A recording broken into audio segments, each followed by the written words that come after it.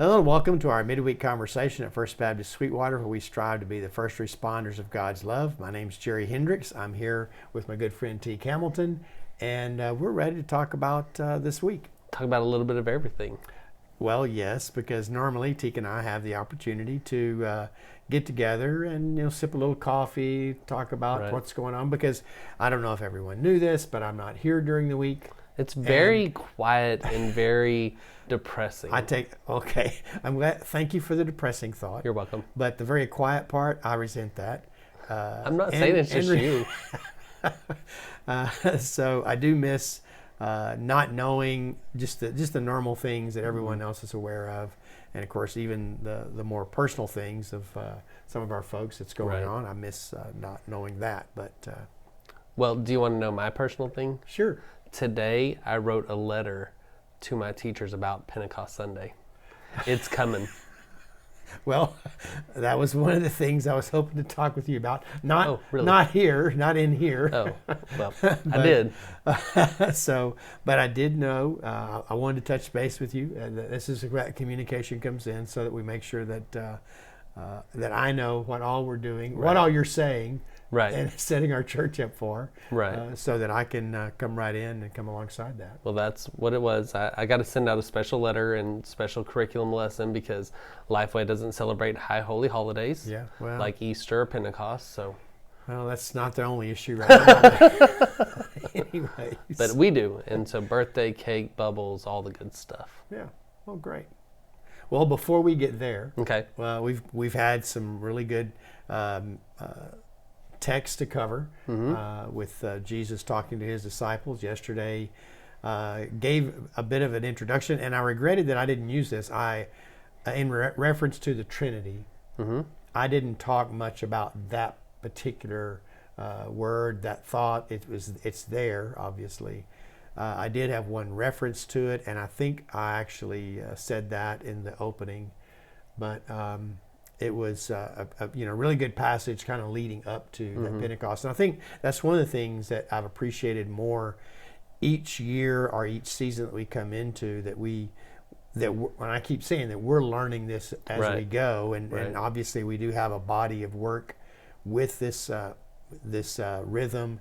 And you can see now how it starts to make sense.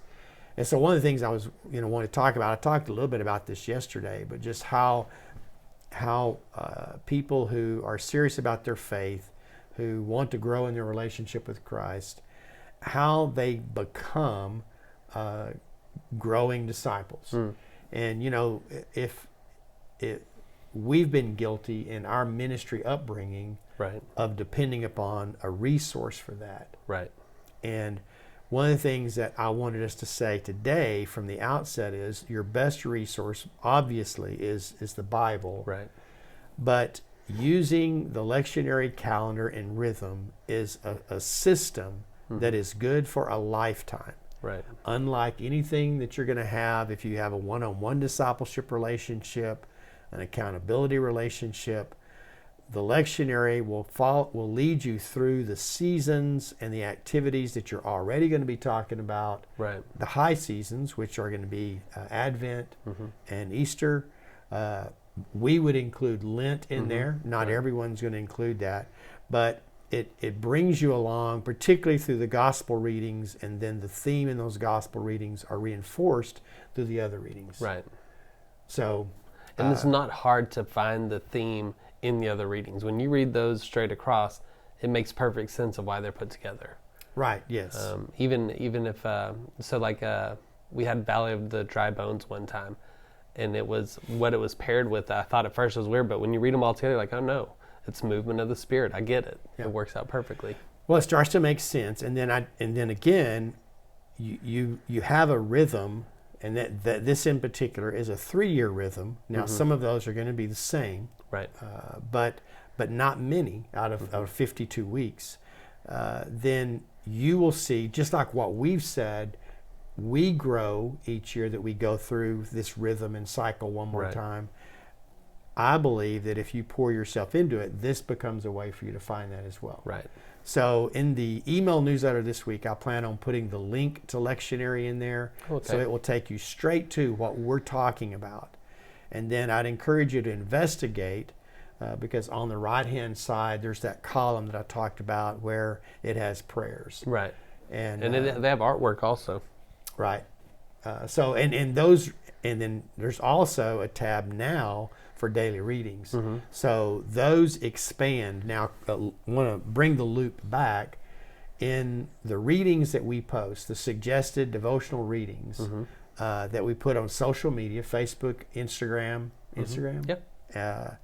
And Twitter. Mm-hmm. So we got the bases covered there. Right. See what I did there? Right. No puck there, but right. The bases are covered. It's a good day. And then we also put it in our Sunday program. Right. All of those verses are lectionary verses. Mm-hmm. And so what we're talking about, if you're struggling for a way to connect with that rhythm, it's provided for you. Right. Through the things that we do. Right. And so, then I think there's opportunities where we can come alongside and we can reinforce these ideas of practicing God's presence mm-hmm. And praying other prayers mm-hmm. besides just, and the way I referred to it Sunday was we niche down. In other words, we only pray for about 2 or 3 kinds of things categorically. Right. So anyways, I'm excited about that continuing that conversation, but I wanted that to be the crux of what we were talking about today. When we talked about, in previous episodes, we talked about the lectionary calendar begins with Advent. Right. We're used to a January 1st start, they begin with Advent, which makes perfect sense for the Christian faith. Yeah. So. Well, and it's, you'll start to see the different seasons, and then as you come, if you'll follow along with us in this way, then those words and the way it's approached becomes apparent. You'll start picking up on those mm-hmm. words and in the way we even make announcements, right. or the programming that we have and the plan that we have on an annual basis. Right. You'll see that present. And so one of those is, and I said we weren't going to do this, but Pentecost Sunday. Yeah. I love Pentecost Sunday. So what are we going to be saying there? Pentecost Sunday's in 2 weeks. Right. And so we wear red, but tell us what else. Well, in the youth area, we're going to have birthday cake because it's the birth of the church. And so we figure up a guesstimate of how old the church is, arrival of Holy Spirit. We use bubbles, go outside, blow the bubbles, and watch where they move, and talk about the same word that means spirit means breath or wind. And so just like you can't control the wind, you can't control the spirit. And so that's what we do. And then, of course, the colors are red and orange and yellow, colors of flame and fire that came down. Okay. And we use candles also. Right. On the birthday cake. The awkward part is when we finish singing, nobody knows who's supposed to blow out the candles. Mm. So, yeah. There you go. Well, it's a rhythm for you in youth ministry. Mm-hmm. And that's the cool thing is that kids understand that. They do. And by now, we've talked about it enough that I can just say what's significant about Pentecost Sunday, and they start rattling it off. It's not just a word. I was with a youth ministry last Wednesday night, mm-hmm. and they do a series every year. They've done it for over 5 years mm-hmm. in their youth ministry.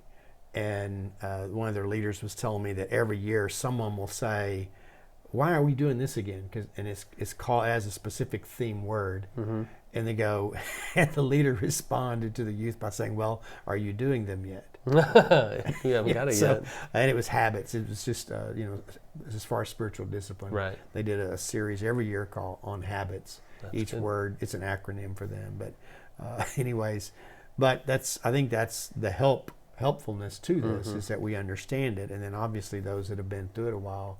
Right. Well, I think in your area, what you see is the older ones start to teach the younger ones. And it's a subject that we've avoided in our history as Baptist. We've avoided the Holy Spirit.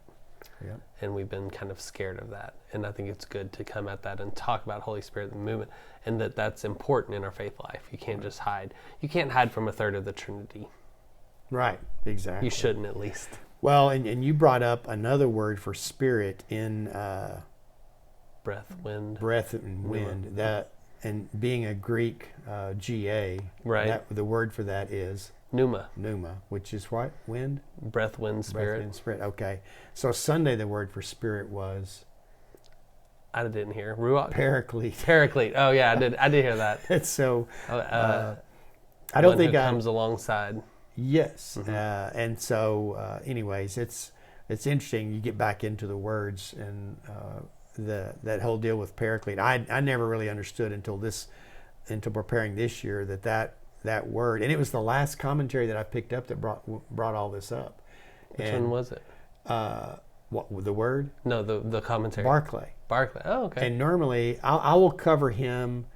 He's a bit older. I mean, his commentaries are older. He's already died, but I don't always use his. There's about 3 others that I'll use, but primarily. And then, but I was looking for some clarification, so I picked up a couple of others that I had, and he's the one that actually went into that. Oh, okay. It wasn't N.T. Wright. That is surprising. Not disappointing, but surprising. Well, and because you talked about the word advocate with it also, and talked about how hard that word is to define, but that come alongside, that's just a great picture. Well, and the words that Barclay used was, it's someone who comes with. Right. And I thought about this, that, basically what you're talking about, because we're talking about God and God's presence, that you can never be without. Right.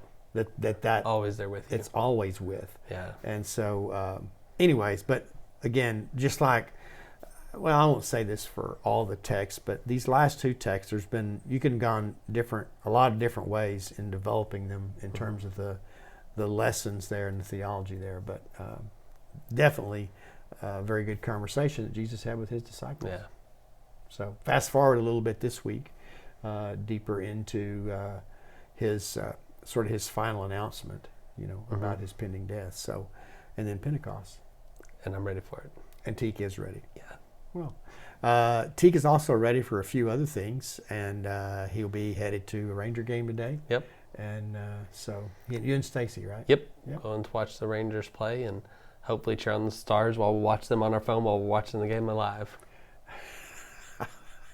I have some comments, but I'm keeping them to myself because I think people hear and understand that I'm not a baseball fan, but I did know that the Rangers were in first place and they're playing playing well, and who they were playing. Yeah, I did look and I saw the 4 teams left in the NBA: Celtics, Heat, Lakers, and Nuggets. And Denver Nuggets. Yeah. So obviously I'm going for anybody but the Lakers. Yeah. Well, I'm down to 1 team T-shirt. So Celtics is the only one that I had, but I really like that team. So anyway, so it'll be fun. I'm fine with any of them winning except for the Lakers. Yeah. Well, that'd be okay with me. So anyways, thanks for joining us this week. This next couple of weeks are going to be really fun as we wrap up this series post Easter, or Eastertide, or the weeks of Easter, however you want to look at that or say that. But we look forward to being there and developing this with you as we go along. And reach out to us if you feel like there's ways that you'd like to be challenged in your own faith, own discipleship journey. We'll be glad to put you in touch with other resources that we found helpful throughout our time. So anyways, I hope you have a great week, and we look forward to seeing you this Sunday. See you then.